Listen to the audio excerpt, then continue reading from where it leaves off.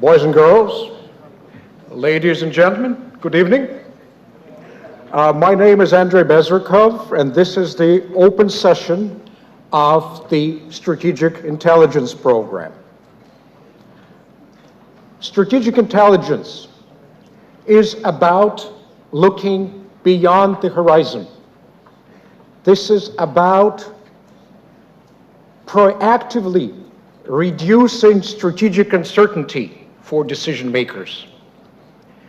And we are now living quite extraordinary times. We are at the time when all the tectonic plates of geopolitics are shifting, when the old rules are no longer valid, and when new rules are appearing. We're also at the very extraordinary place. We are in Moscow today. This is a focal point of contact, and I would even say of confrontation of our two largest shifting tectonic plates. And we do not have a very clear idea whether those shifts will slowly dissipate or we will have a very violent earthquake. From the point of view of strategic intelligence, it is very important to understand the underlying forces, the deep drivers of what's going on. And there are very few people in the world who are able to explain it with such a force and clarity as George Friedman. When I was a young intelligence officer, I was using George's reading to vaccinate myself from, I'm sorry for the word, the flow of a bullshit that you would get from media. And thank you to George, I developed a better ability to separate the events which are really significant from the noise. This is the first time George is coming to Moscow. Well, privately, I can tell you that American Airlines desperately trying to abort this trip, but we succeeded. So, George is a founder and chairman of Stratfor, probably the most known private intelligence agency dealing with strategic forecasting and strategic intelligence. He is probably the most important authority right now on geopolitics. So please welcome George Friedman.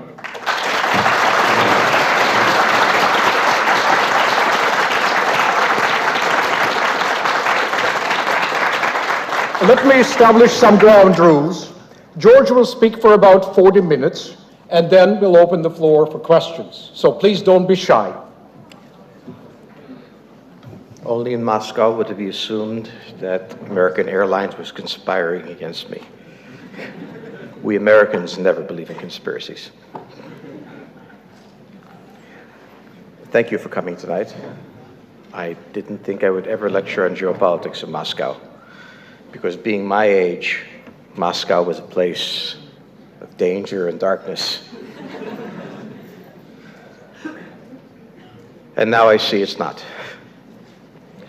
So, let's talk about Stratfor for a second and its name. The origin of its name really is strategic forecasting. In 1995, when we started the business, and it is a business, we are freer by selling what we know than by asking for money from the government or things like that. When we started it, I decided that it was too hard to type www.strategicforecasting.com. So we shortened it to Stratfor, because after all, who was going to use the internet? I mean, it's not important. Out of that, we got the name Stratfor. I wouldn't have picked it myself. It grew. I had no choice. And this is the first lesson to begin with. We live with some choices, but mostly they are the illusion of choices. We think we can shape our lives any way we want, but in fact, our lives are severely constrained. If that were not true, then we could predict nothing. The entire idea of forecasting is based on the idea of some sort of necessity, and out of that necessity comes prediction. I wrote a book a few years ago in which I predicted that there would be a conflict between Russia and the West, particularly the United States, over Ukraine. It was not an isolated guess. It derived from a method. That method allows us to think through some things, not perfectly, but it's not magic. And it's not guesswork, and it's not luck. And it is the heart of intelligence. In the end, all intelligence is about forecasting.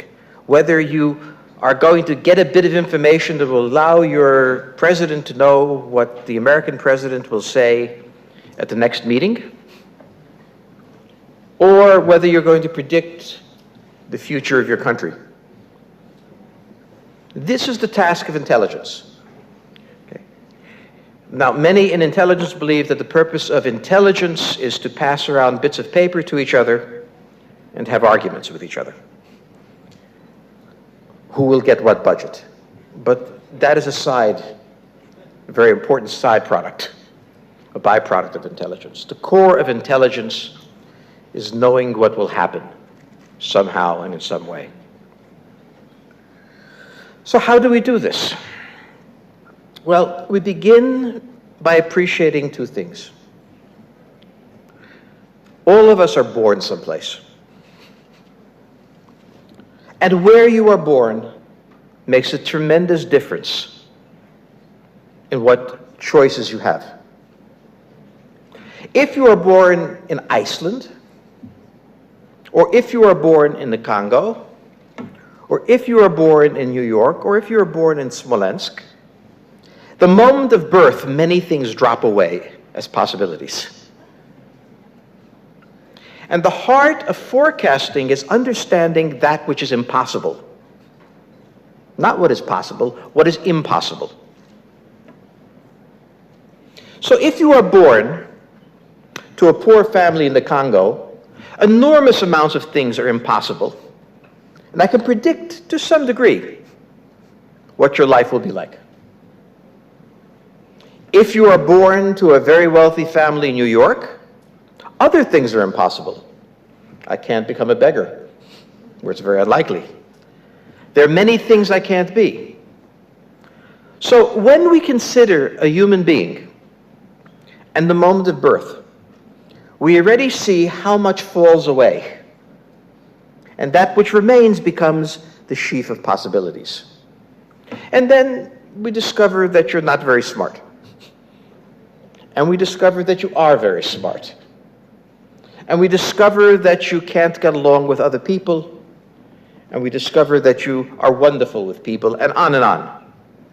And as these things from your birth emerge, the choices in your life become narrower and narrower and narrower. And as you grow older, and you fall in love and you get married, this closes off other opportunities. And as you decide to become a student at this university, this opens up opportunities and closes opportunities. So think of the individual life and how much choice there is. When you reach my age and you look back on it, life actually starts to make sense. What appeared to be a series of random, incoherent choices, that I would create a company in Texas that does strategic forecasting, which I never imagined would be the case. It happened, sort of. But when I look back, I say, where else could it all wind up? I was interested in intelligence. I was interested in forecasting. I couldn't stand the place I was. What else could I have done? But I was an American, hence this was possible. Had I been Chinese, this may not have been so possible. And so when you have a close, almost molecular understanding of a life, you can look back on it and see that it tells a story.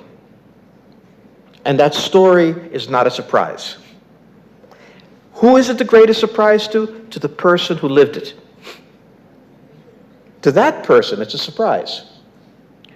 So that when you talk to decision makers, they very rarely know why they're making the decision. They're dealing with this moment. They don't see where it's leading.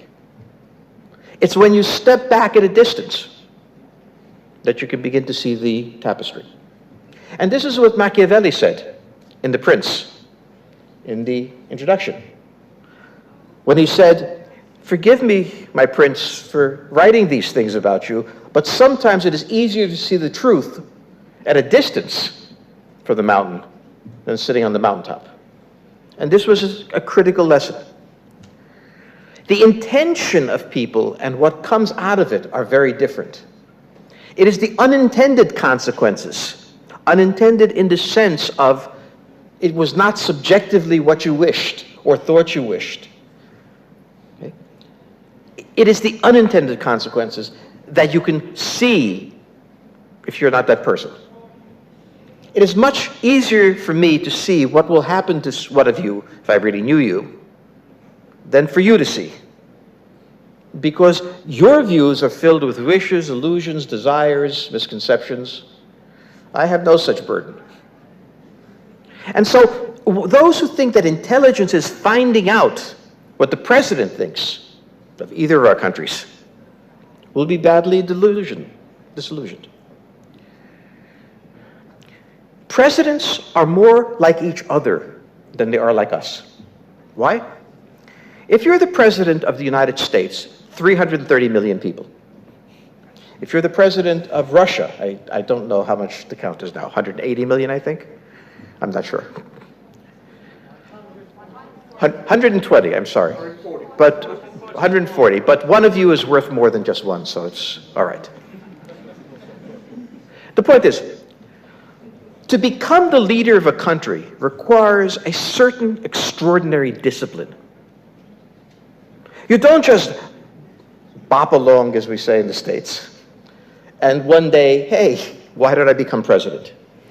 You focus your life on power. And the ability to focus yourself so ruthlessly, so in a disciplined way, that you, among all the hundreds of millions of others who could become president, that you are the one who becomes that, shapes you in an extraordinary way. It doesn't necessarily make you nicer. It doesn't necessarily make you smarter. But there's one thing that the President of the United States and the President of Russia have in common. They know how to be president, and they knew how to become president.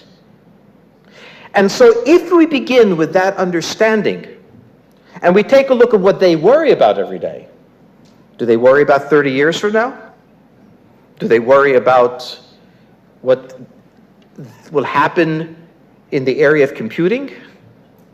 They worry about how to remain president. And in that worry, that shapes their mind. And out of their actions come the unintended consequences. When I was younger and we were studying your country, the Americans, like your people, tried to get every bit of information they could get out of your Politburo. And the assumption was the higher you went, the more they knew. And if you could only get their telephone conversations, their emails or mails at that time, if you just got those, you would know what would happen. And one of the interesting things was that those who followed all of the details of what Gorbachev and every other member of the Politburo were saying, were the last to know what would happen. Because Gorbachev was the last to know what was going to happen. The assumption that source-based intelligence operates from is that the knowledge of long-term events is contained in the leader's head. The leader isn't even thinking about long-term events, sometimes not even about short-term events. He's trying to figure out how to stay president.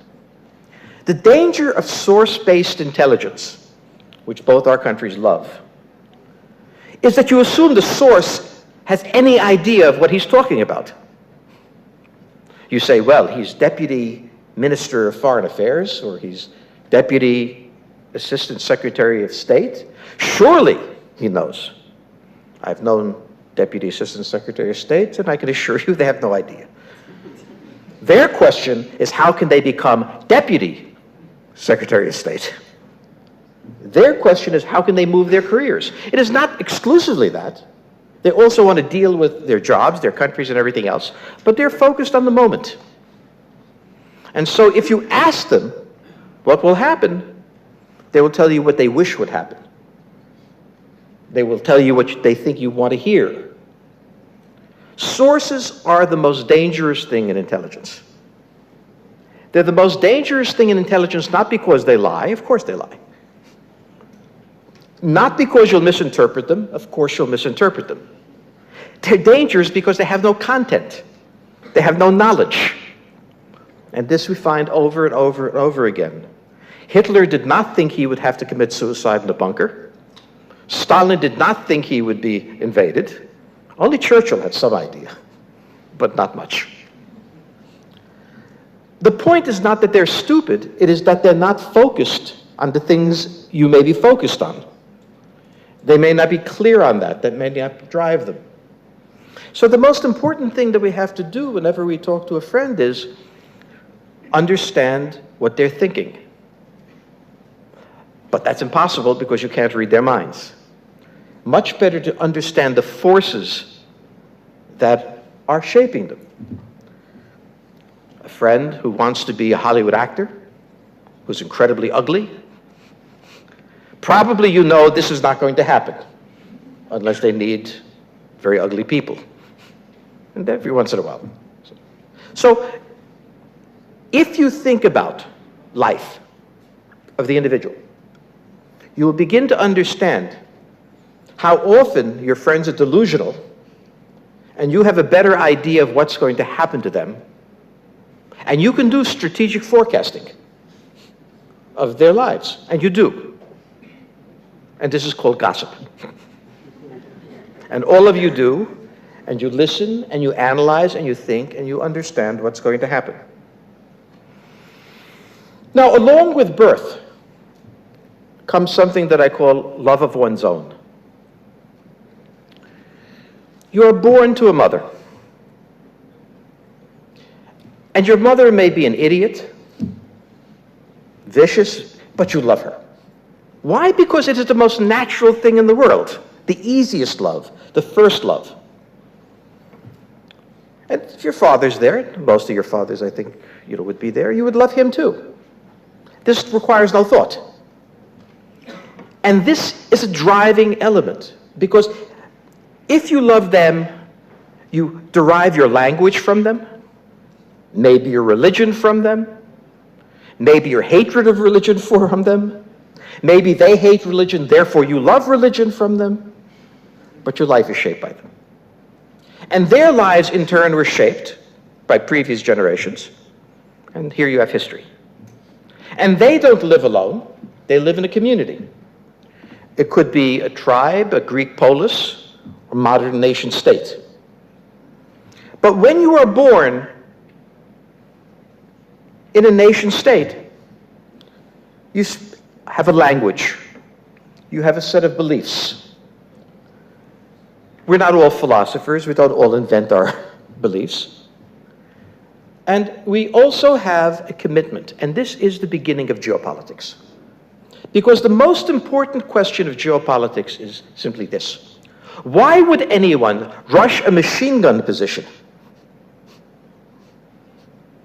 Empirically, we know they will. Empirically, we know this is a fact. But it is the first mystery of geopolitics, because utilitarian philosophers say that all men act out of pleasure. And I've known a utilitarian philosopher who said he gained greater pleasure being killed by a machine gun position than living. This is a point of absurdity that you reach when you push hedonism and utilitarianism so far. It is because there is an element of courage, and a courage that flows from community. And out of this community flows not only love of one's own, but distrust of others. Because there are two ways to make money. One is to work, the other is to steal. Stealing is easier. So everyone around you may have a motive, but certainly among nations, the fear of each other is as natural as the love of one's own. So when we talk about nation and place that you're born and the time you're born, you must also think about the nation into which you were born.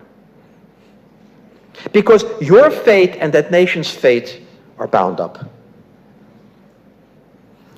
There are Americans who say, well, I don't believe in being an American. I believe that, I'm a citizen of the world. This is very good in a very powerful country where nobody can attack you. In a small and weak country, there is no illusion that you have a free fate. Your fate as Russians is your fate. It is bound up with the fate of your country. It may be you can do nothing about it, but that fate is important. It determines something. So,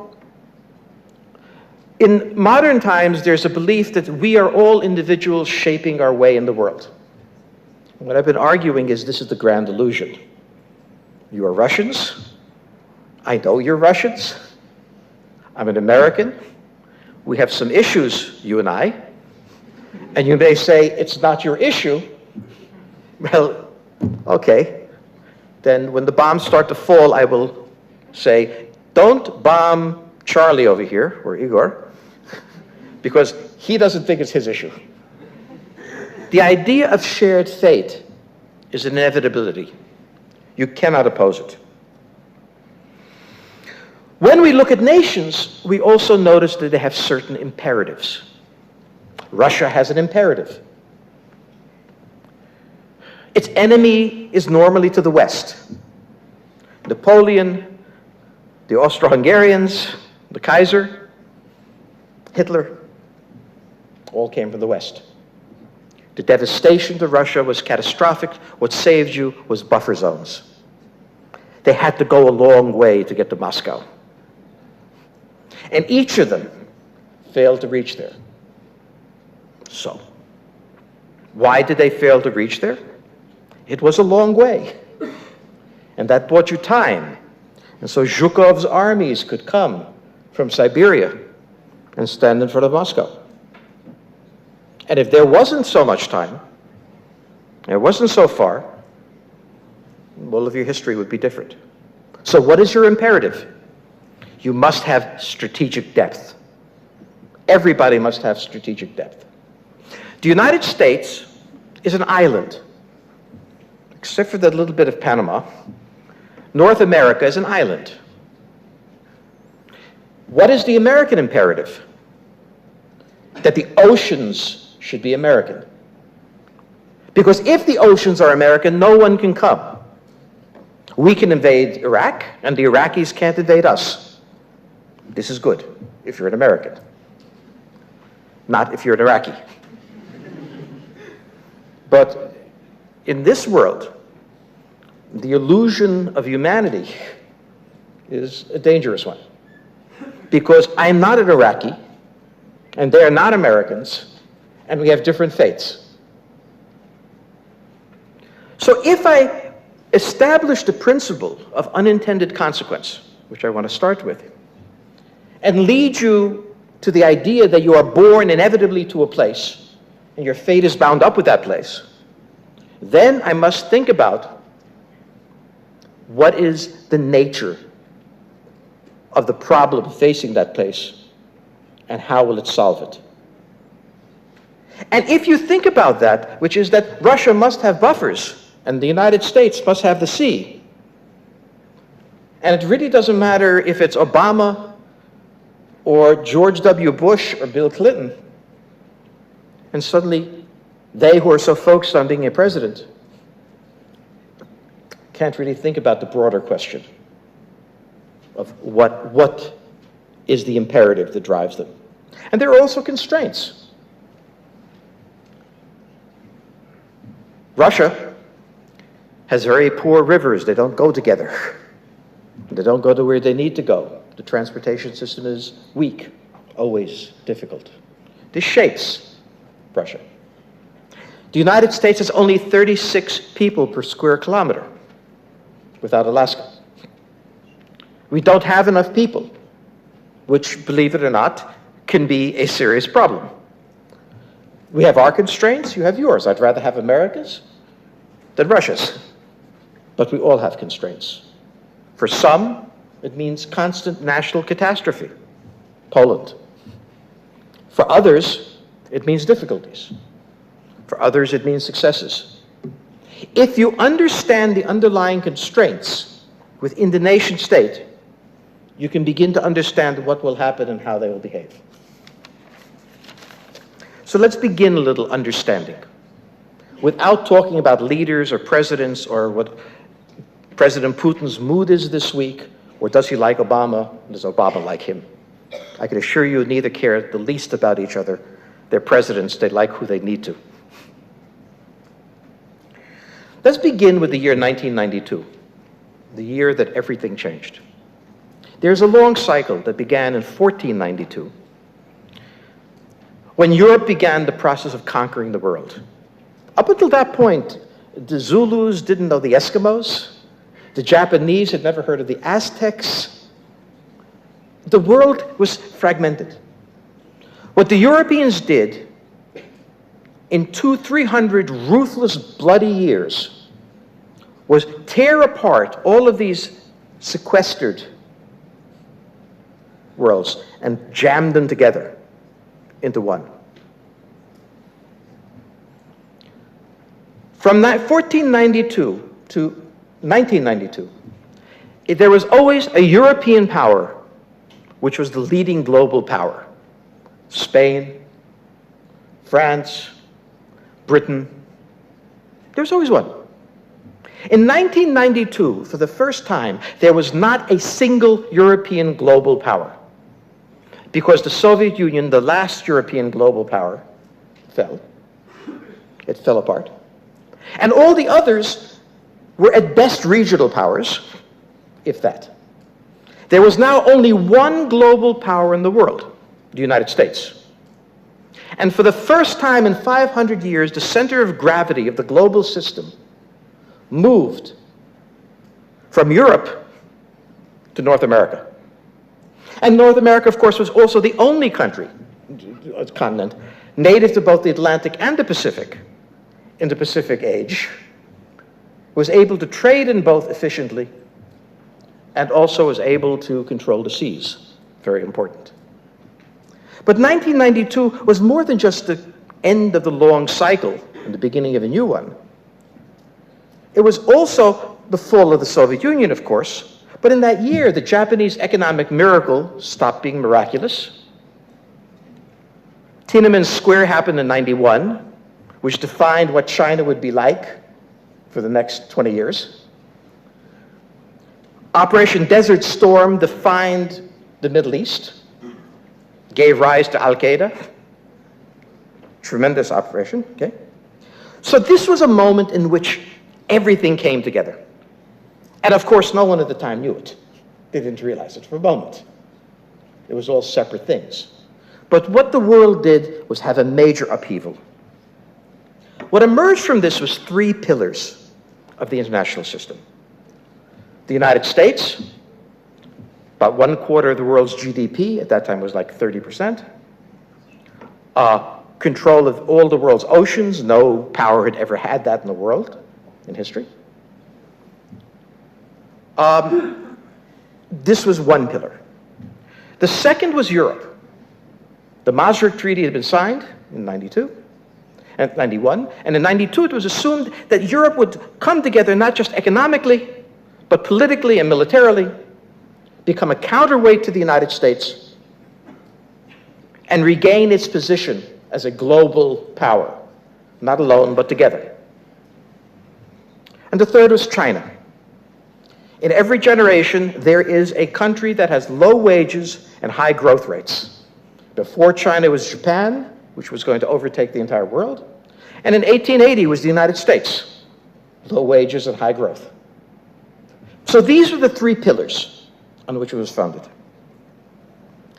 In 2008, in 7 weeks, two events undermined this world and began changing it.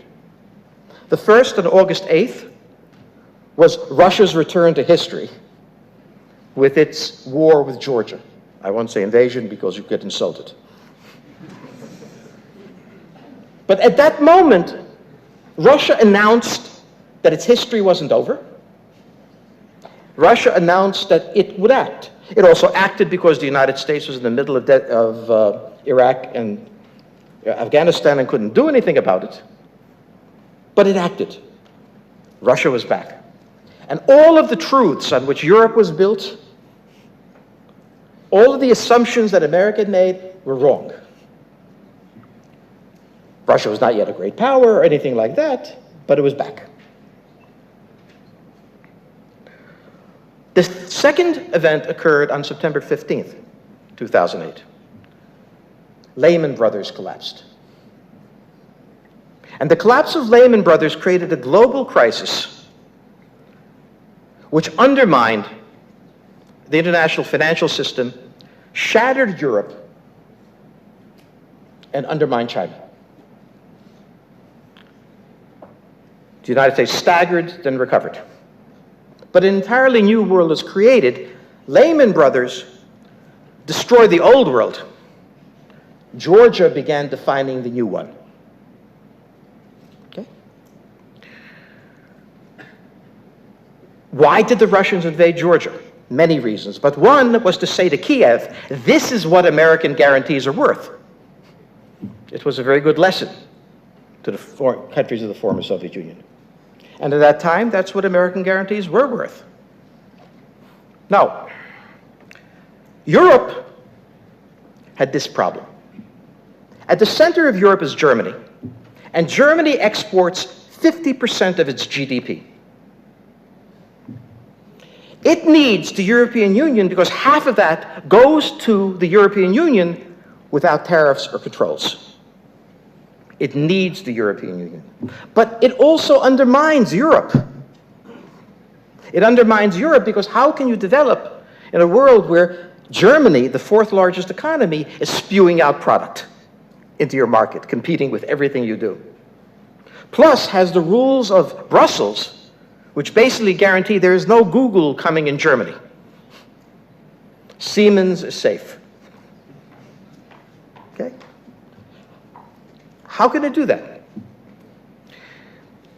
The crisis created a sovereign debt crisis, which means countries couldn't pay their debt because suddenly their economies were staggered beyond management.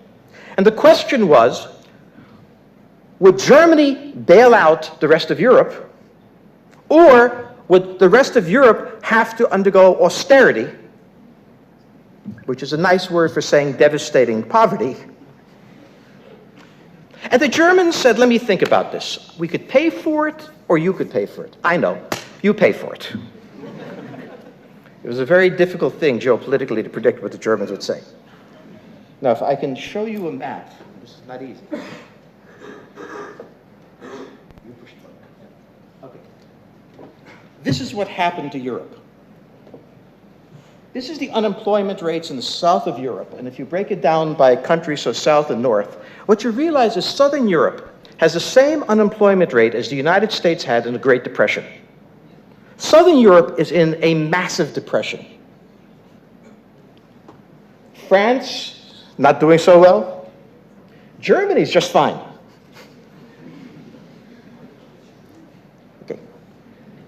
Remember, I said a nation had a shared fate. Imagine if in the American system, Texas had said, we're not going to help New York. Well, Texas would like to say that, but it's not an option. A shared fate is a foundation of a nation state. This is not a nation state, this is a treaty organization where every power rests with each individual nation.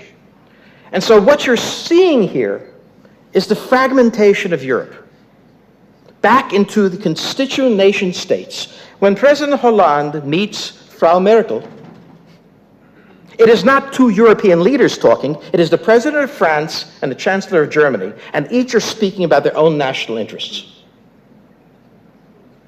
And they can't agree on anything. Because Germany's interests are fundamentally different from that of Italy. And therefore, I don't need to know what Merkel thinks to know what Merkel thinks. She must protect her chancellorship, and she can't do that if she's giving away money to the Southern. And I know what the Southerners think. And so the European Union, which was once a great idea, I'm not arguing it's going to fail, it's failed. When you see the map, you see failure. The question is, how will they conduct the ballet at the end? Because these numbers, 24% in Spain, is not something you take care of in 6 months. It takes a generation to get rid of those numbers. And the numbers are worse than they appear because they don't take into account, for example, that in Greece, they cut state employees' salaries. And doctors and architects and lawyers are state employees. And we know somebody who earned $3,000 a month, as 3,000 euros a month as an engineer, and they cut his pay to $800 a month. And he will never recover that. And he knows that his future is devastated. And these are the people who constitute the radical right groups. In Spain, the radical left group, Podemos. They're bitter, they're angry. And this is Europe. And these are numbers you have not seen in Europe since the 1920s. And these were the numbers that gave rise to little men with mustaches. It is an enormously dangerous situation. All the more so that the European financial elite doesn't see it. If you read the Financial Times, the banks are okay, so what's the problem? There's the problem. China had a cyclical downturn. We knew it was going to have one. There's always a replacement. But China's problem was that it wanted to have full employment. To have full employment, it needed to have exports. And Germany and China had the same problem. If you're a great exporting power, you depend on the appetite of your customers for your well-being. If your customers don't want your oil or won't pay the price you need, you're hostage. The strength of the United States, we export 11% of our GDP. 3/4 of that to Canada and Mexico. We are not a great exporting power. So what happened was that China weakened because to keep people working full time, they had to lend money to companies that should go out of business because they were inefficient. And the lending of money rose up the price of wages, so the Chinese wages are now higher than Mexico's. And this is why Chinese companies are moving to Mexico or Russia or anywhere else they can get cheaper wages. This is capital flight, not health. They're running away. So the third pillar, the United States, went a little crazy. After 9/11, it went to war with everybody.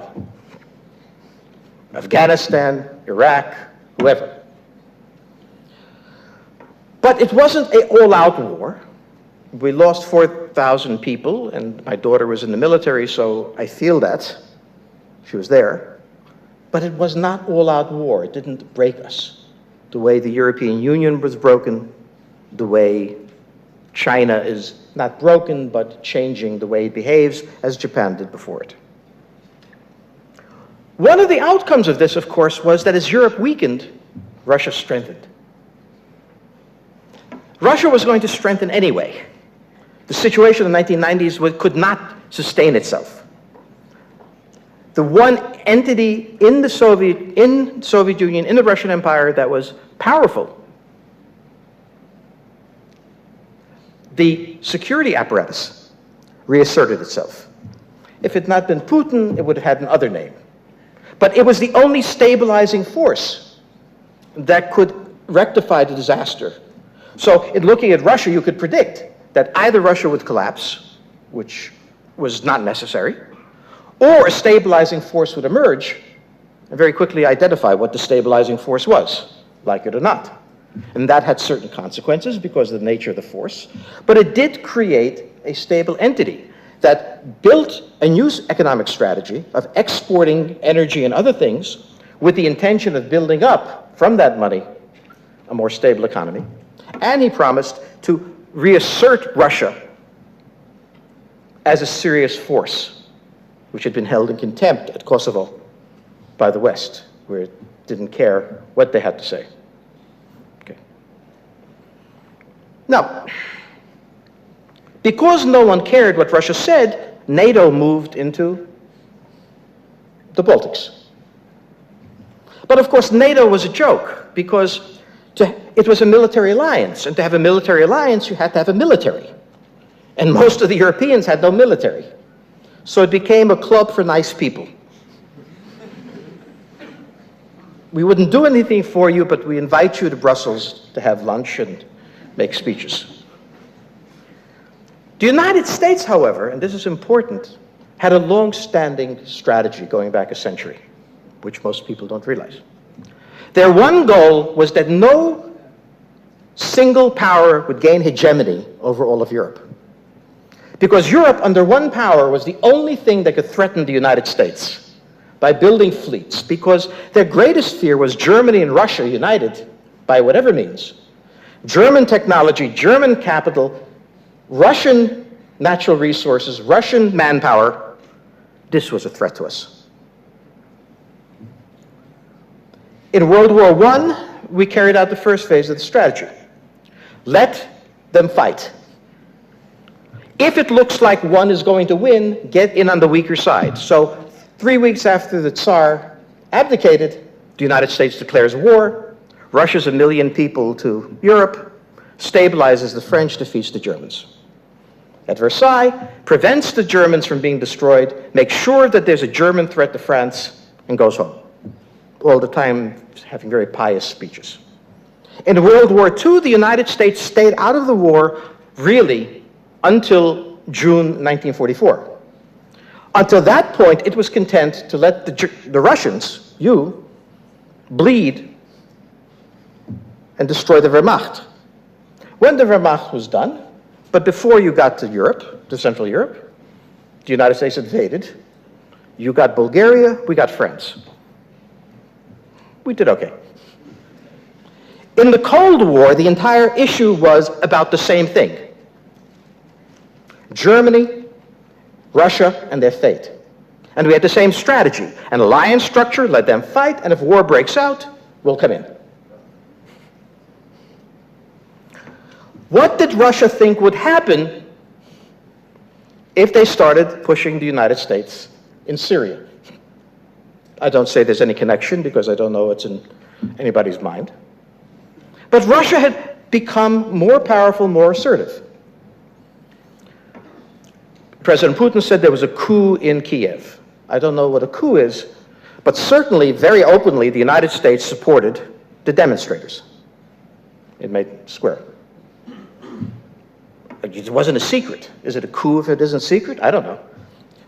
These are words I don't understand.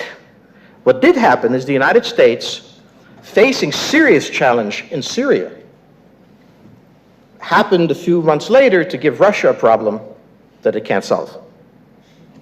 Now, this also solves a problem for the United States. Europe is weak, Russia is emerging, the threat of a hegemon is reemerging. Europe can't withstand Russian power, Poland can't, Romania can't, only an alliance structure that actually has some teeth can. And once again, the United States waits. But it waits by posing problems. And the problem of Ukraine is clear. The American strategic imperative has been in place for a century. Anytime a serious challenger to European hegemony emerges, we act. We watch the Germans, we watch the Russians, we worry about the Germans and the Russians together. But in the meantime, we like very much the situation where the Russians are held back to the east. The Russians have an imperative. They cannot allow Ukraine to be in the hands of enemies. They don't have to dominate it, but it must be neutral. It must be a real buffer. And so, you wind up in the situation we're in now. Totally predictable. So when I saw Russia rising, when I saw Europe weakening, when I know what the United States does, even though it doesn't think about it, I can tell you that you are in a situation where there is no easy solution. Russia cannot give America guarantees that will calm it. The United States can't give Russia what it wants and needs. Wars do not break out, conflicts do not break out because he's not nice and I am. Sometimes it is. But they break out because of fundamental differences. And we have now faced a fundamental difference. So I began by talking about your friend who's ugly wanting to be in Hollywood. And I wound up talking about the Ukraine. In a certain sense, they're the same subject. In a certain sense, they're the same thing. It is seeing the thing that is right before your eyes. Every intelligence agency thinks that if they steal it, it must be true. The truth, the most important truth, is right there. You look at how a nation behaves, how it must behave, what the constraints are, what the realities are, and you know that Russia will frighten the United States. And you know that the United States has options, and it will try to thwart Russia. Russia can't live with that. The United States can't live with it. And so it goes. It becomes more complicated. There are many complexities that I didn't mention. But this is how strategic forecasting allows you to work. So let me stop and ask questions. I ran over my time, I think. Sir. Thank you for a lecture. My name is Rob Gavaza. I'm just on the second meal. I decided to become a lawyer. I know it's kind of, well, for a lawyer, it's kind of dangerous to talk about politics, but, well, I love politics. So you mentioned about broadcasting the conflicts, and, well, there is a really interesting book on, well, it's not written by Tom Clancy himself, one of my favorite authors, but it's written under his license. It's called Tom Clancy's War. According to the story, well, you mentioned keywords like Europe, GDP, and, well, warfare. And the thing is, according to the book, the European Union became fully independent. It had its own military, and they created the European Federation. And, well, they became this new superpower, the new technology, high GDP and population in the U.S. Do you really believe that it can happen in this situation, and will it be some sort of an opponent for the U.S.? Thank you. If I understood you correctly, and I'm a little deaf, I think, you're asking the question of, could Europe have a united military? Yeah, and even stronger than the U.S. It could if the French and the Germans trusted each other. If the Italians wanted to raise an army. So what the problem is, there is a common understanding that everybody wants to be rich. This is the foundation of Europe. If I join the European Union, I'm going to be rich like Germany. The reality is that they're not rich. Now, the idea that having the basic reason for creating a European Union expand to a military under the same gentle command as Germany has, but I mean, Germany doesn't want a military. Germany's very happy with the situation it has. So the answer is, if they could form a united entity, they would, yes, and it would be powerful as the United States. The weakness of the entire problem is these are separate nations with centuries of fear and hatred of each other. They don't trust each other, with good reason. And it's very difficult to imagine anybody but the United States being under the command of these forces. The only reason the United States could do that is we had more troops and bombs and everything, but also We didn't want anything from them. We wanted them to do their fighting. We didn't intend to take anything. The Germans want something from the Italians. The Spaniards want something from the Germans, so it becomes more complicated. You? Does he have? Sir, thank you for a lecture. In your geopolitics series, you claimed that the natural western border of Russia should be the Carpathian Mountains, if I'm correct. Do you think we'll eventually be able to reach it, or do you stick to your prognosis, to your forecast made in your book, The World in the 21st Century, where you have said that we will be torn apart by 2020? And that is the first question, and the second one is... But that's more than enough. Let me try that one. I just wanted to ask how to create a Russian Stratfor as powerful as your organization. Thank you. I didn't know I was powerful. Thank you. Look, the natural boundary that would protect Russian interests would be the Carpathians. But the problem is that the North European plain is undefended and indefensible. So even if they reach there, they're vulnerable in the north, Russia's north. I am very pessimistic about the future of Russia, not because I'm anti-Russian. Russia depends, President Putin's strategy was to build Russia on the revenue of natural resource sales. That was a good strategy. It didn't happen. You are dependent on the worst sort of product. First, you're dependent for your customers buying your stuff. And secondly, you are dependent on a product in which technology is revolutionizing availability. Temporarily, the problem is that China is not growing as fast as they thought. The BRIC countries are slowing down. Europe is in near recession. So naturally, the price will go down eventually. But that's a cyclical problem. The structural problem is something that was not anticipated. It was technological, which was that in Texas, they would invent ways to get it oil that didn't exist before. And everybody said, this is wonderful. What they didn't anticipate was that between recession and the technology, prices would plunge. Russian national economy depends on the price of oil. And if they can't get that price, and if the quantity absorbed declines, if they have competition for markets, then you wind up in a very difficult situation for Russia. And the problem that I argued was that the fundamental weakness of the Soviet Union, which was an internal incoherence of economies, continues in the Russian Federation. And particularly because I saw Russia rising, I saw all sorts of international forces coming down on Russia, the sanctions being very mild beginning. So Russia rising threatens many interests. Its economy has not developed as expected. Technology has perhaps permanently started to depress the price of oil. There aren't many. How does it hold together? How does this entity hold together at this point? And between the international pressures that Russia must bring upon itself as it pursues its national interests, like its interests in Ukraine, which are real and genuine, and the economic situation, it's very difficult to see. Not that it will necessarily break apart, but it has an inherent downside that is built into the system that creates structures that are difficult to predict.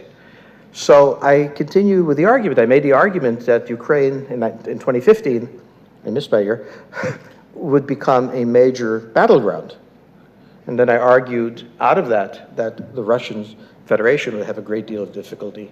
There are parts of it that will do very well, parts of it that won't, but you can't live with a map like this. Sir? So, I would like to shift the focus of our discussion for a while from very important... Could you speak up, please? I would like to shift the focus of our discussion for a while from really important geopolitical stuff Could you please speak up? I've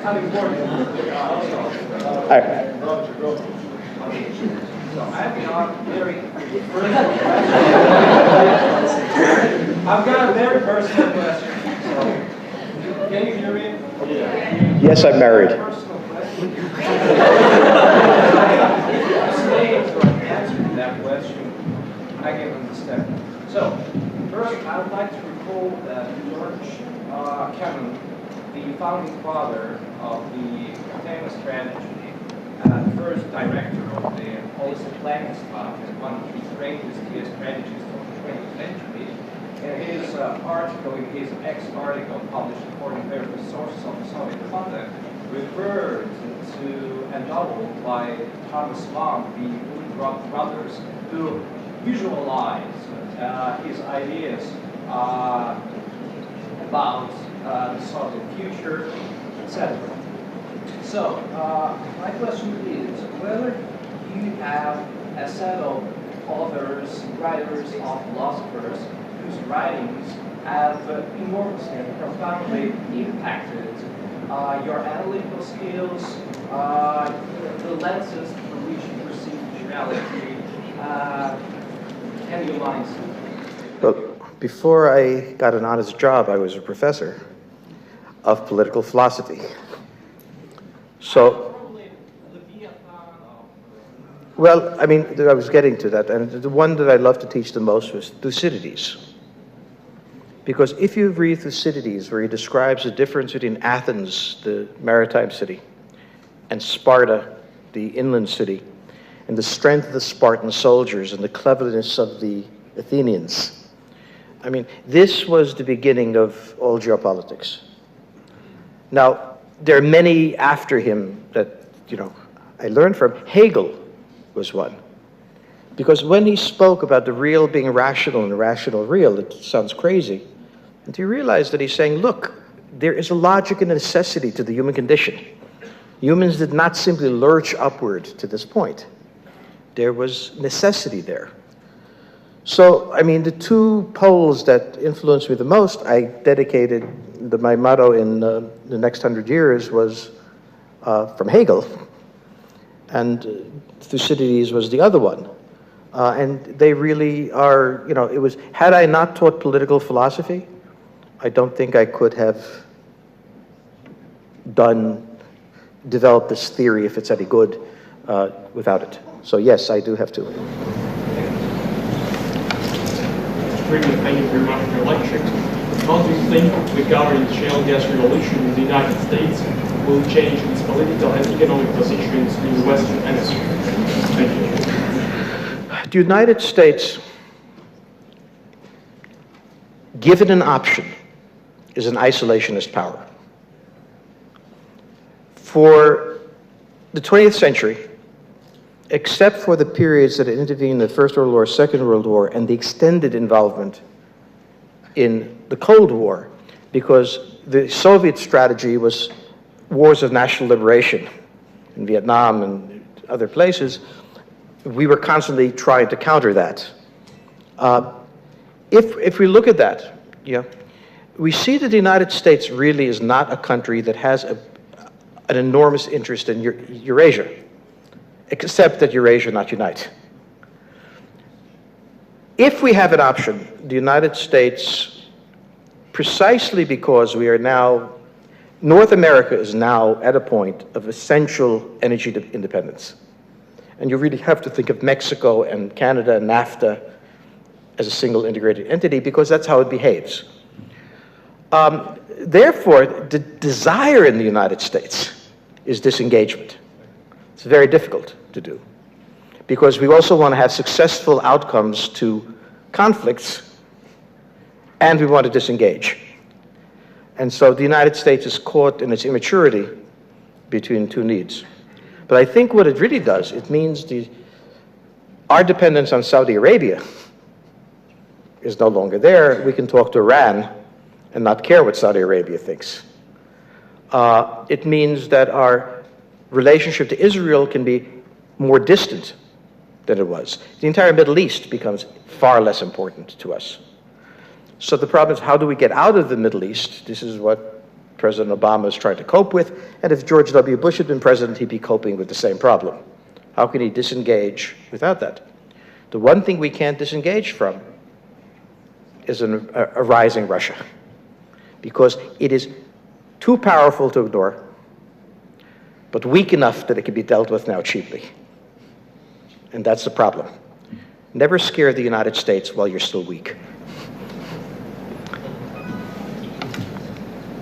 Thank you very much for the lecture. My question is, can you describe current geopolitical situation as a second Cold War, or just simply tension in relations between the US and the Russian Federation?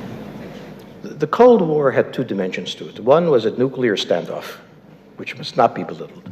And the second, that because of containment, the Soviet Union created brilliant strategy of alliances to the rear of containment and wars of national liberation. Okay? Didn't matter who, they would fund. This was a very different war. We still have, and this is not a trivial danger, I mean, the fact that Russia has a trump card in its nuclear weapons can never be ignored. I mean, there's a limit to how far we can push Russia. And what a forecast that I just said, is frightening when you think about Russia desperate. So you can't make Russia too desperate. I'm not even sure this will turn into a war. This will be a kind of unpleasant grinding against each other, I think, for an extended period of time. Neither side wants war. So I think it's very misleading when people say second Cold War. It's not even a Cold War. It is a divergence of interests that are hard to define. But the Cold War, I was there. It was different.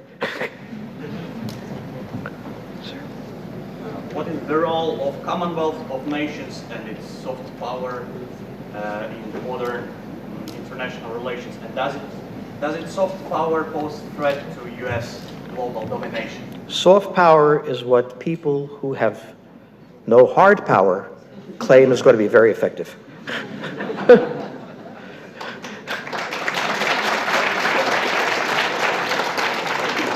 No, I mean, the Europeans developed this myth of soft power because they didn't want to have a defense budget. And yeah, well, they were very rich. They could give people money, and the people would take the money. But when they became poor, they laughed at the Europeans. So, I mean, soft power has certain advantage. If the United States is liked, there's a certain advantage. If we're not liked, we're going to do the same thing.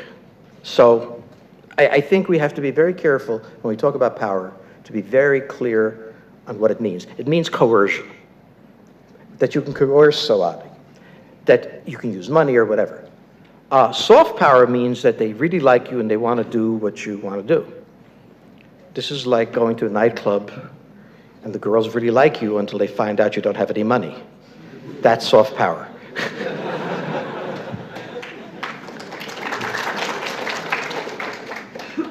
No, I'm not her. I like her better than you. Thank you so much, first, for the joy. Well, my question may seem a little dumb, but if Hillary becomes president, because she is bad, as we know, how would the politics toward Russia change? That's the first. And secondly, how would the immigration policy change? First, I want you to take a look at Obama. What he came to power wanting to do, and how little his presidency differed from George W. Bush's. To understand that a president is not that powerful in the United States, and he's trapped in reality. I mean, first the founders created a system. He is not the government of the United States. He's 1/3 of the government, and mostly not the most important. In foreign policy, he has more power.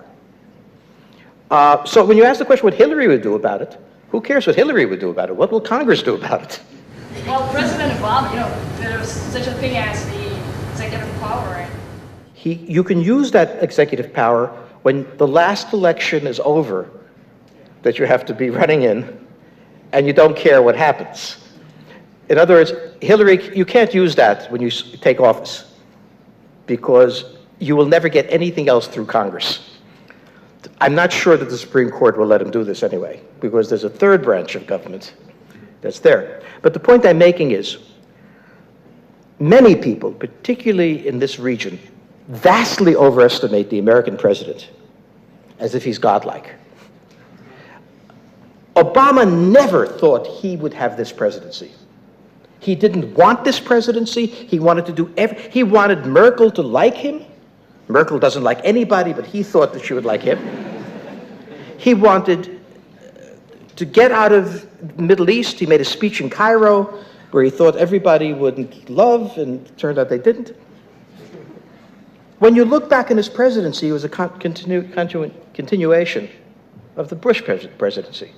Why? Because Bush didn't pick the path. When he took office, the last thing he thought he would do was invade Afghanistan. You know, if you said to him, Mr. President, do you realize in a year you're going to be invading Afghanistan? What are your plans? There were no plans. He never expected 9/11. 9/11 happened because Bill Clinton did not take Al-Qaeda seriously enough, did not conduct a vigorous war. And Bill Clinton got that job because Bush decided to go to Saudi Arabia, which so each president inherits the problem that the other president has. And each believes that, and campaigns saying, you know, that I am going to be everything you want me to be. And then he becomes an American president. So if you follow what I'm saying, the personality of your leaders is not that important. I said if Putin hadn't been the one to take power, an other member of the FSB would have emerged. This was not what you wanted, not what they wanted, it was what was going to happen. So Hillary will do almost exactly the same thing as the Republican candidate, but she will make very different speeches. And that is the point that I'm making, and the truth. It doesn't matter. I never vote in elections. The only time my vote counts is if it's a tie. It's never a tie.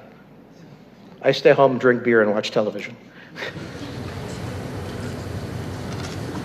Thank you, Mr. Friedman, for your speech and for your book, Next 100 Years too. My question is about the international organizations, especially the UN. What do you see will be the role of the UN in the 21st century? Because in your book, it was, if I'm not mistaken, international organizations were not mentioned, and I just wonder what would be the role of the UN. None? No. Here's where the UN becomes useful. When all of the leading powers in the Security Council want something, peacekeepers, some other non-controversial thing, the United Nations becomes very useful because it becomes an instrument that no one nation has to be involved. So when we look at, for example, the Yugoslavian Civil War and its end, where everybody except the Russians, when even the Russians bought in, wanted a certain outcome, it was good. During the Cold War, the United Nations had very little use because the distinction between the Soviets and the Americans was so deep that it was paralyzed as an organization. I don't know that it'll be paralyzed. It still has its uses, but it's not a decisive force in preventing war. And so the argument is, my argument would be that it has a useful function, but a limited one, and certainly no power. I have to go here, I think. Thank you for your speech. My question is, you were talking about controlling unknown variables and controlling, so basically that we can predict everything. Don't you give any chance to, any percentage chance or luck, or is it important in analytical work? And another more real question is, actually we are all human beings and we can't be rational to 100%, so how many analysts do you need to, I don't know, analyze a more or less simple international situation, like, for example, in the Middle East or what's happening in Ukraine? And what do you need to have, what qualities? There are any number of accidents that can happen to a human being. You're on your way to being the next Einstein, you walk out and you get hit by a car. You're not going to be the next Einstein. In nations of 300 million or 100 million people, it's more difficult to have the car hitting, okay? It's not that people are rational in the sense that they fully understand where they're going. They're just very good at the job they do. So the presidents are very good at becoming effective as presidents. And in that sense, there's a certain level of random choice. What is our policy toward Argentina, the United States? I don't think we have a policy, but if we did, it would be an accident. So surely there are many, many things that are accidental. But can the fundamental course of vast institutions simply be an accident? It's hard to do because there are so many balancing and counterbalancing powers. Countries don't survive for 200 years, 300 years, 500 years. There can be miscalculations, in a sense, about Napoleon invading Russia. But in the end, it didn't matter because Russia did what it had to do, even if it miscalculated, and defeated them. So sure, there are many levels under which accidents could happen, right? But in the same way that a recession, we're very comfortable in economics saying a recession is going to happen, and then not saying, well, Obama wanted a recession. It had nothing to do with what Obama wanted or Putin wanted or anything else. Economic cycles are not in people's control. If you're head of a corporation and you say, I'm going to invest all of my money in Chinese stocks. I don't care any longer about the business I'm in making cars, I'm going to invest. The system would not permit you. It would stop you. And you can't do just anything because as a head of a corporation, you have to deal with the market, the prices, and these are all realistic things. And if you're not good at that, you're removed. We're very comfortable in economics at thinking of unplanned events, recessions, unintended events. We're very good at thinking in terms of a corporate head being forced to be rational. But somehow when we get to politics, we disengage from the obvious notions of rationality, and we assume that it is a whim. I think this goes back to the monarchies, where the idea that the king somehow had a wisdom, and he could have visions of whatever he willed would happen. Well, read Machiavelli's Prince. So I would argue to you that there is accident, there is probability, businesses fail. But usually not because the president is stupid. The CEO usually has made decisions and they were going to fail anyway. But if you take seriously the idea of corporate rationality, and you take seriously the idea of unintended consequences, then you need to move to the idea that this could apply to political life as well. Thank you. Can you hear me? I was really interested in how Americans see their future, because all the evening we were speaking about Russian future and how we see ourselves. But you, as an American citizen, what can you say and tell us about how you see the future of your own country? I don't look at it as most Americans. Most Americans feel that everything is terrible, the world is collapsing. But we have, ever since I was young, in the Vietnam War, and the Depression before I was born. And we're the most depressive nation in the world politically and the most optimistic nation personally. So if you ask the person, what do you think your children are going to be? They're going to be great. Okay? If you ask him, what do you think the political future is now? He says, it's just terrible. There's no hope. This Obama's an idiot. Or George Bush is an idiot. No, but what about the real things that you can analyze yourself? From my point of view, the United States is the overwhelming center of gravity of the international system. Whether it's liked or not, whether it is admired or not, it is a quarter of the world's economy. As I said, it controls the oceans. It also is a place that has one terrific advantage that we never talk about. It is very good at managing immigrants. So Germany, Europe is struggling with the idea of the Islamic immigrants. we're also struggling with the idea of Mexican immigrants. How could we build a wall but make sure they get through?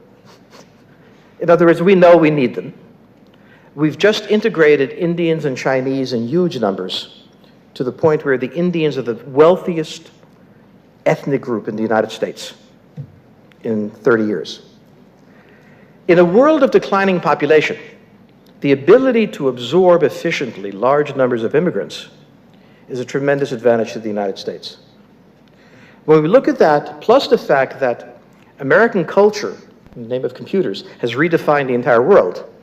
And if you want to program, you're going to program in English. In other words, the cultural imperialism of the United States. It's just an overwhelming force. We are in the position, really, of Britain at least, at the beginning of the Industrial Revolution. And it hasn't even begun to unfold. I say this not as a patriot, or I am one, but I hope I can also, I see the weaknesses. You know, race relations is still, you know, bad, but underneath it all, the United States doesn't face the kind of challenges other countries face and can project power tremendously. It is not necessarily liked. So you ask a question of people, what country do you least like frequently in the United States? Which country would you most like to live in except that you're your own? The United States. So this is a paradox. But subjective interpretations are not what I'm looking at. I mean, how does a country with that high a GDP it takes a long time for anybody to overcome that. What do you think about WikiLeaks and their message of work? I hate it. Are you kidding me? I think WikiLeaks' method of work is it has a website. And if somebody else steals something, they'll put it on there. Julian Assange is now a genius. So the people that are interesting are not WikiLeaks. The people who are interesting are the people who, Manning, for example, Snowden. I mean, these are interesting people. And, you know, there's an interesting question. Did it hurt the United States to have these things revealed? And the answer is interesting because really it didn't. For everything Snowden revealed, we're still doing it. And by the way, everybody knew we were doing it because they were helping us. Secondly, for all the information that was revealed on the State Department, it showed me that the diplomats are not as stupid as they sounded when I met them. As to what they did to us, evil, terrible people. No, the point is, I didn't like it. It was an extremely unpleasant experience, but I'm here. And now that even Sony had its emails stolen, I feel much better.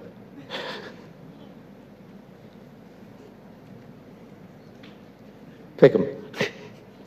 He wins. Do you think that sheerly publishing this book made your predictions, and if it's read by, say, a president of Russia who is seen unfavorably with conditions in your book, if they actually dedicated a lot of work to try to reverse what you claim is going to happen, do you think they could actually overcome these barriers you mentioned?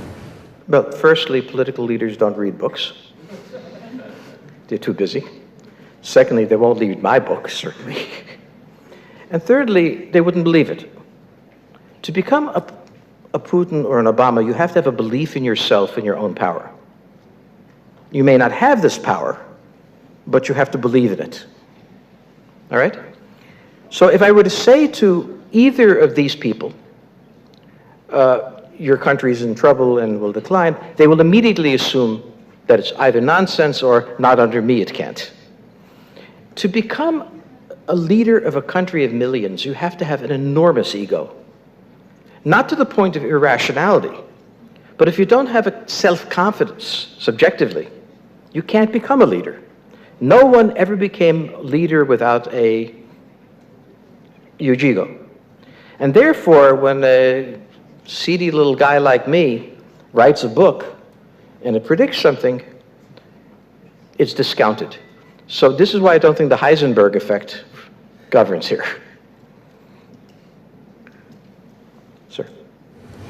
you very much. My name is Andrew Kirko, and I'm a master's student here at MD Lowell. I also work at a Sputnik News Agency. I'd like to ask for a short forecast about something, actually. What do you think? Do you think that the emerging Russian-Turkish partnership can be just as important, if not more so, than the Russian-German partnership? And what does this portend for the Western Balkans? For example, can we see the return of trilateral competition there, but with the EU replacing Austria-Hungary? Thank you. Well, the answer that I would give is, who said it's an emerging relationship? I mean, it remains to be seen. Well, I mean, in terms of the new energy pipeline, the new South Stream. Okay, everybody take a breath. Energy is like milk. You have to have it, but the place is swimming in it. There was a period 5 years ago where pipeline politics defined geopolitics. Today, it doesn't. It doesn't because of the new geometry of energy, which is still unfolding. Russia suspended South Stream. This hurt Bulgaria terribly. But it really doesn't change the game. If Turkey becomes a hub for Russian oil, this will be of great benefit to Russia. And Turkey, which is a very seriously rising power, okay, will not change its policy in the Balkans one bit because of that. So I don't see this as a constraint at this point. If something dramatic would happen to take great amount of oil offline, you know, possibly. The Balkans, I mean, I think there will be a competition in the Balkans between Turkey, to some extent Russia, but not the EU, because there is no EU to compete. As Zbigniew Brzezinski said, when I want to call Moscow, I know how to call Moscow. When I want to call Tokyo, I know how to... What number do I dial for Europe? So the Germans may have interests in that direction, but they're far away from exercising them. I think a Balkan competition of serious...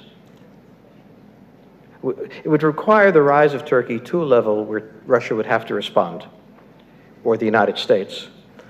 And that would be, I mean, that's a hard place to compete, unless you have a pressing reason. So I would argue that pipeline politics don't simply drive anymore. That's why South Stream was canceled. I mean, the Russians just didn't see the point. And if it did, you know, become an issue in the region, we're far away from that region becoming hot. They will kill themselves on their own. I mean, I don't believe for a second that the Balkan wars are over. I mean, I say this, you know, regretfully, but the issues that were there have not been settled, and they weren't trivial. As you said, whenever there was a rising power in Europe, the US would somewhat intervene to balance the situation. But nowadays, there's an enormous power rising in Asia, like China, and there's also quite a strong Russia. So, how do you forecast this? US strategy would be to try to deal with both such powers at the same time. Well, firstly, in Asia, China is not as strong as it appears. Geographically, it can't move to the south because of jungles and hills. And when it tried to attack Vietnam in 1978, it lost. The Himalayas means that only in the newspapers can there be a competition, a war between India and China. To the north is Siberia, they're not crazy, and to the west is the steppes of Kazakhstan. The People's Liberation Army is a domestic domestic security force. It is not an effective power projection tool. If you take a look at the geography of the South China Sea and the East China Sea, they're both enclosed. They can be easily blocked in many ways. The Chinese very shortly may have their first aircraft carrier, but they have never had a fleet action. They are not a naval power. It's very easy to have one ship, but a carrier battle group is an aircraft carrier, an anti-aircraft cruiser, 2 anti-submarine destroyers, and 1 or 2 attack submarines, not counting all the support vessels. If you've ever seen these in action, it's like a ballet. The United States has been doing this since the 1930s. So we're very good at it. There's not a single Chinese admiral who has ever conducted combat with a carrier battle group. He's never even sailed with one. It takes a long time, and you're going to need at least 10 of those to take on the United States. The United States has absolutely no intention of invading China. China has no ability to take on the US Navy. There's no conflict. The only time you hear of conflict is when the US Navy's budget comes up. And then you will hear stories about the terrible Chinese Navy and how it will destroy us immediately. My son's in the Air Force, and he's in the Space Command. And we suddenly had a report about a Chinese anti-satellite taking out one of our satellites. So I called him and asked him, when are the budget hearings? He said, why? Just tell me when the budget hearings are. 3 weeks. So the greatest advocate of Chinese power is the US military. You know, this is where their funding comes from. Therefore, we don't have to deal with China. Thank you for amazing lecture and very interesting answers. I'd like to ask the following. Is there any perspective for the greater Middle East concept? I didn't hear you. Is there any perspective for the greater Middle East concept? Well, I mean, the only meaningful Middle East concept that I know of is the Caliphate. And that's a greater Middle East concept. From the basic reality of the Middle East, of the Islamic world, is deep divisions. Not just Arabs against Persians, Sunnis against Shiites, but deep regional hostilities, tribal hostilities that you see in Lebanon, Libya, I mean. So it's very difficult to imagine a caliphate emerging from this. If that were to emerge, that would change the entire dynamic of the global system. But I don't see how it can. I don't see who would lead it, that would be trusted. There's a reason the Islamic world is as fragmented as it is. The only country that could create a greater Middle East is Turkey. Whenever there is a unified entity in the Middle East, it's Turkey. And so I would argue that watching Turkey, which I think is a rising power and a very important one, not quite ready to compete what you're talking about, but Turkey could create some sort of entity, but it's fighting against being drawn in. It doesn't want, it knows the price it has to pay. It's not ready to pay the price. All right. Mr. Friedman, I have a question. It's a bit practical. So the Ukrainian elites say they want to join NATO. Some of the US officials say we want to see Ukraine in NATO. German foreign minister says we don't need Ukraine in NATO. So there's an obvious controversy within the Union. And Russia does everything it can to prevent this scenario. And the question is now obviously that Ukraine is not joining NATO at the moment, but how do you see the future of this problem? Is it possible in your mind? Well, the real question is, what does it mean to join NATO?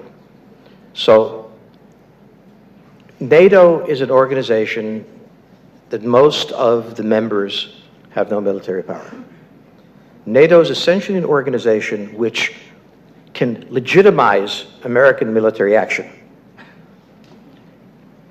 and occasionally, you know, send some help here and there. But it is not a functioning military alliance. The United States finds it useful on rare occasion. They will all agree, and the United States can do something it wants and claim the legitimacy of NATO. Secondly, the United States may say that it wants Ukraine in NATO, but it's trying just to drive the Russians crazy. The United States does not want to see, it does not want to have a NATO-style commitment to Ukrainian territory. If it goes into conflict, it really doesn't want to fight deep into Ukraine. I mean, not if it does, at least wants to retain its choice. Once Ukraine is a member of NATO, the United States loses that choice. Where an attack on one of us is an attack on all. The Germans will send 2 fighter planes and a tank. We send over 15 divisions. It doesn't work for us. So again, it's, you know, you want to jerk the Russian tail. The Russians like jerking ours in Syria and places like that. That's what it feels like. We really have to understand each other. The Russians have to understand there are limits to what they can do, say, in the Middle East without exciting American interest. The United States has to realize that if you want to drive the Russians crazy and push them even farther in a direction you don't want them to go, just keep talking about NATO. But that's just noise. The reality is much deeper. Boys and girls, can we have 2 last questions, please? You pick them. Okay, I'll pick them. Who? You. There you go. Thank you very much. My question is, will the withdrawal of US troops from Afghanistan somehow reshape the international system? Will somehow do what to the international system? Will it reshape, will it change the international system? And will it change the Russian imperative as a nation? Because we will get a new threat in Central Asia. Thank you. Well, you don't need a new threat in Central Asia to shape your behavior. You have plenty of threats in Asia that make you do the same thing. And mostly you can't cope with them as threats. I mean, it's difficult to you. I mean, Afghanistan is Afghanistan. Its basic threat is to Pakistan. And Pakistan basically has a responsibility, with Iran also having some. It is not a matter of fundamental interest to the United States. We got in there to destabilize Al-Qaeda. That's succeeded. We didn't leave. Under Bush, there was very little military activity because it wasn't necessary. Obama made it a very active theater of operations as an alternative to Iraq. But in truth, the United States, I can't imagine a country where the United States has less interest than Afghanistan. But it's one of those things, you know, when you ask, can there be accidents? Yeah, I mean, sort of 9/11 triggered a series of accidents that didn't really change things fundamentally. Can it destabilize Central Asia? I mean, I don't think by itself it destabilizes Central Asia. Central Asia can destabilize itself very nicely. It has Tajikistan, after all.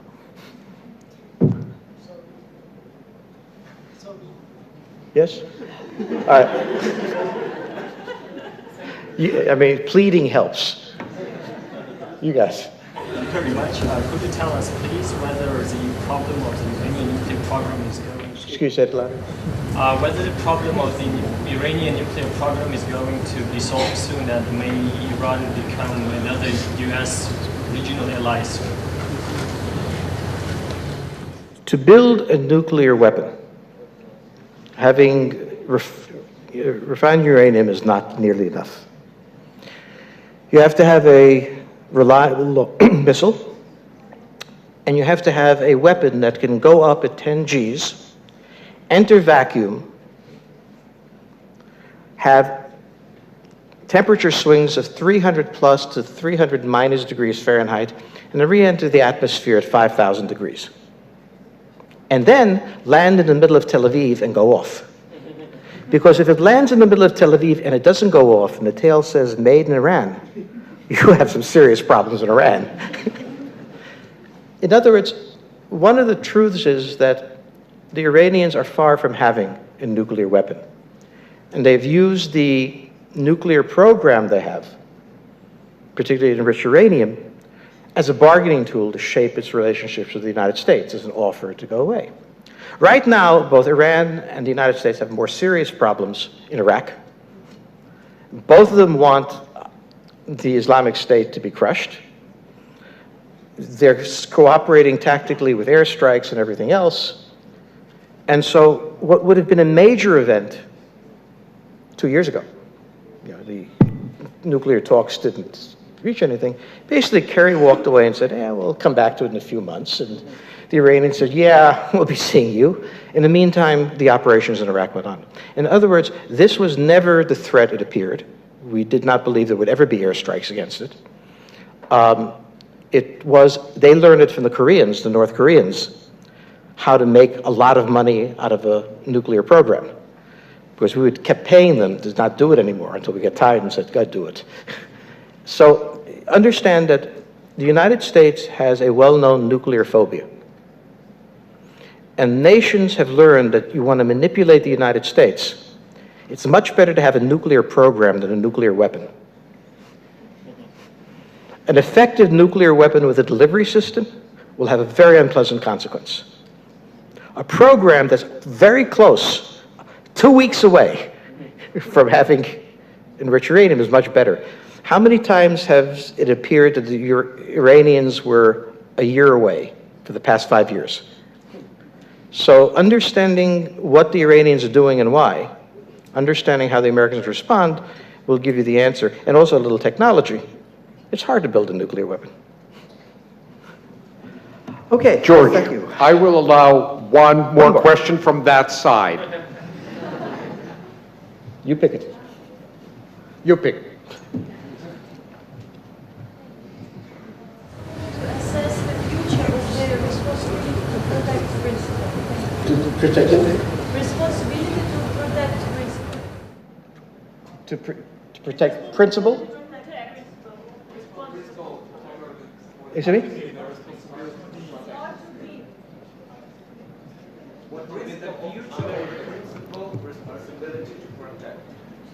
The principle protect what? Can we have a bit of explanation, please? Please, could you? I really don't understand. There's a principle that changed the responsibility to protect that appeared in Washington in 2002 under the auspices of the Canadian government. And it was supposed to replace the principle of humanitarian intervention. So, what do you think will be the future of this principle? Well, given the fact that I haven't even heard of it, and I should, I don't think this is a very powerful principle. No, excuse me? There was an article in the American Interest magazine in August 2013 about RTP principle. I mean, if you have a principle, people have to know of it. You can't just announce one.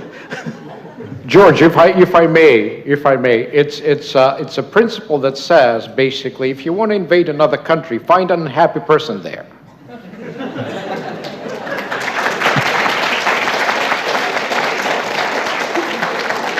Thank you, everybody.